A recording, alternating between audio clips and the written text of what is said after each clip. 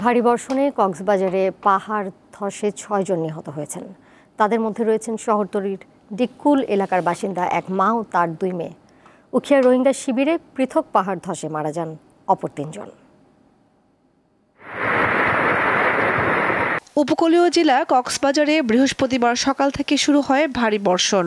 স্থানীয় আবহাওয়া অফিস জানায়, শুক্রবার সকাল ৯টা পর্যন্ত ২৪ ঘন্টায় জেলায় ৪০১ মিলিমিটার বৃষ্টিপাত রেকর্ড করা হয়, যা চলমান মৌসুমে একদিনে সর্বোচ্চ বৃষ্টির রেকর্ড। এমন দুর্যোগে পাহাড় ধসে ঘটে প্রাণহানি।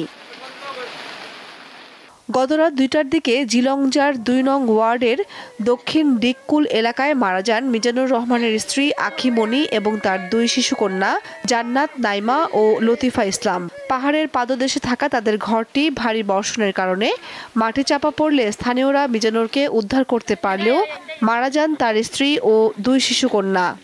নিচে থাকিয়ে তারা মেরে যাবে দিন হয় না পারে তো মেরে ভরে বাদি মরে গিয়ে দিন বাদি কে আর হইলে বাজায় না। ঘটনাটা ঘটে হচ্ছে 1:30-এর দিকে, আমরা খবর পাই প্রায় 2টা প্লাস হয়ে যায়। তো এখানে ওনাদের দরজা লক করা ছিল, দরজাটা ভাঙতে ভিতরে ঢুকতে আমাদের অনেকটা লেট হয়ে যায়।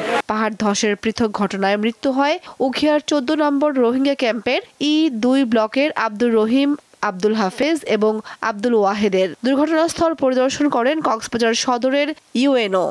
মাধ্যমে আমরা ভলান্টিয়ারদের মাধ্যমে আমরা গতকালকে সারাদিন ধরে আমরা মাইকিং করেছি যেন ওনারা যারা পাহাড় ধসের ঝুঁকিতে আছেন বা একটু ঝুঁকিতে আছেন তারা যেন নিরাপদ স্থানে চলে যায়। আমাদের সেই প্রচারণা এখনো অব্যাহত আছে।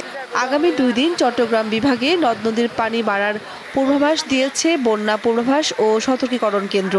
এতে ফেনী, নোয়াখালী, লক্ষ্মীপুর, কুমিল্লা, চট্টগ্রাম, রাঙামাটি, খাগড়াছড়ি, কক্সবাজার ও বান্দরবানের নিম্নাঞ্চলে আকস্মিক পানির ঢল আসতে পারে বলে জানানো হয়। দীপ্ত, বার্তা কক্ষ।